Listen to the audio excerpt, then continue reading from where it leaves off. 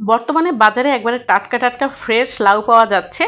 আর এই লাউ হচ্ছে এই রকমের যদি ভাজি করা হয় তাহলে কিন্তু এই যে ভাতের সাথে রুটি পরোটার সাথে সকালবেলার নাস্তা বেশ ভালো লাগে খেতে, আর খুবই স্বাস্থ্যসম্মত একটি খাবার। আমি অনেক জায়গায় লক্ষ্য করেছি লাউ, জালি কুমড়া এগুলো ভাজি করতে গেলে কুচিয়ে একবারে নরম হয়ে যায়, গলে যায়, গোটা গোটা আস্ত থাকে না।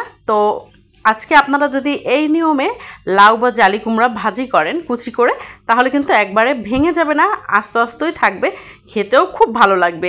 আশা করছি আপনাদের কাছে রেসিপিটি ভালো লাগবে। এখানে প্যানের মধ্যে হচ্ছে পরিমাণ মতো সয়াবিন তেল দিয়ে দিচ্ছি, গোটা জিরা দিয়ে দিলাম 1 চিমটির মতো, 2টা শুকনো মরিচ কুচি কুচি করে দিলাম, আর হচ্ছে রসুন কুচি, পেঁয়াজ কুচি, আর এই যে 2 থেকে 3টা হচ্ছে কাঁচা মরিচ, সেটা ফালি করে দিয়ে দিয়েছি। এখন এটা নেড়ে চেড়ে হালকা করে ভেজে নিব। আপনারা অনেকে হচ্ছে ভাজির মধ্যে গোটা জিরাটা পছন্দ করেন না, বাট আপনারা দিবেন, দেখবেন গোটা জিরা আর হচ্ছে এই শুকনো মরিচ দিলে কিন্তু ফ্লেভারটা অনেক সুন্দর আসে। তো যখন পেঁয়াজ রসুন এগুলো একটু হালকা ব্রাউনি কালার হয়ে আসবে, তখন হচ্ছে এর মধ্যে এই যে কুচিয়ে রাখা যে লাউ, সেই লাউটা দিয়ে দিয়েছি। আর খেয়াল করেছেন কিনা, লাউ কিন্তু আমি খোসা সহ কুচিয়ে নিয়েছি। তো এই যে লাউ কুচিগুলো দিয়ে দিলাম, আর এখানে ফ্রোজেন করা মটরশুঁটি ছিল, সেই মটরশুঁটি দিয়ে দিলাম। আর এই লাউ মটরশুঁটির কম্বিনেশন কিন্তু অনেক ভালো লাগে, দেখতেও সুন্দর লাগে, খেতেও বেশ ভালো লাগে। তো এখন এইগুলো সব দিয়ে একটু নেড়ে চেড়ে নিব, জাস্ট মিশিয়ে নিচ্ছি। আর এই যে লাউ যখন কাটবেন তার আগে হচ্ছে লাউটা সুন্দর করে খোসা সহই ধুয়ে তারপরে কেটে নিলে কিন্তু ভালো হয়, তাহলে লাউ থেকে পানি ছাড়ে না।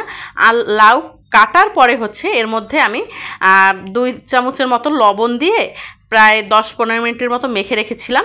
যখন এই লাউ থেকে পানিটা ছেড়ে দিয়েছে, তখন কিন্তু ওই পানিটা ফেলে দিয়ে আমি এই যে লাউ ভাজতে নিয়েছি। আর এর মধ্যে এই যে পরিমাণ মতো বলতে একেবারে সামান্য পরিমাণে হচ্ছে হলুদের গুঁড়া দিয়েছি, আপনারা চাইলে নাও দিতে পারেন। তো দিয়ে এই যে ভেজে নিচ্ছি। আর যেটা বলছিলাম, লাউ কাটার পরে বা জালি কুমড়া এভাবে যদি কুচি করে ভাজতে চান, তাহলে কাটার পরে 2 চামচ বলতে পরিমাণ মতো, যাতে অতিরিক্ত না হয়, আর তার মধ্যে হচ্ছে লবণ দিয়ে দিবেন, দিয়ে একটু হাতের সাহায্যে নেড়ে চেড়ে মিশিয়ে রেখে দিবেন 10 থেকে 15 মিনিট। দেখবেন লাউ জালি কুমড়ার মধ্যে যে পানিটা থাকে অতিরিক্ত, সেটা বের হয়ে আসছে। তাহলে কিন্তু রান্নার সময় একবারে থকথকে হয়ে যাবে না, আর একবারে গলে যাবে না। আর এই যে ঢাকনা দিয়ে ঢেকে রেখেছি, মাত্র 5 থেকে 7 মিনিটের মধ্যে কিন্তু আপনার এই রান্নাটা কমপ্লিট হয়ে যাবে। আর এই যে দেখতে পাচ্ছেন লাউ কিন্তু একবারে ঝরঝরে আছে, একটু কিন্তু পানি ছেড়ে দেয়নি, আপনারা খেয়াল করেছেন। আশা করছি আপনাদের কাছে টিপসগুলো ভালো লেগেছে, একটু হলেও আপনাদের উপকারে আসবে। তো আমার কিন্তু লাউ ভাজি এখানে কমপ্লিট হয়ে গেছে, একবারে সাদামাটা রান্না। এই ছোট ছোট ভুলগুলোর জন্য কিন্তু অনেকের এই লাউ জালি কুমড়া ভাজি ঝরঝরে হয় না।